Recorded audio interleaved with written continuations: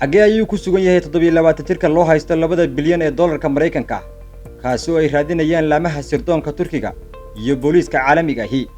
Faruq Fatih Osir maalqabeen maalmo kooban ku sameeyay balaayin dollar ayaan ku baran doonaa warbixintan Turkiga ayaa maalmihii la soo dhaafay waxa ka taagneyd xiisad dhaqaale oo ka dhalatay kadib markii uu hoos u dhac weyn ku yimid lacagaha dhanka online-ka ku shaqeeya taasoo dad badan ay maal gashadaan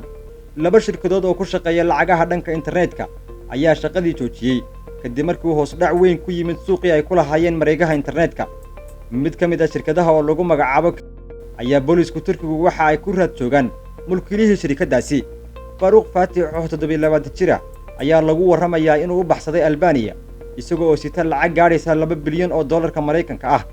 taasi oo laga qaaday 391 maalgashade Turkiga ayaa sidoo kale waxa ay soo saareen waaran qabasho oo caalami ah kaasi oo booliiska adduunka ay kaga dalbanayaan in ninkaasi loo soo gacan geliyo sidoo kale wasiirka arrimaha gudaha ee Turkiga Suleyman ayaa la xiriiray dhigiisa wadanka Albania oo u baxsaday Faruq Fatih waxana uu ka codsaday in ninkaasi loo soo gacan geliyo warbaahinta ku hadasha afka dawladda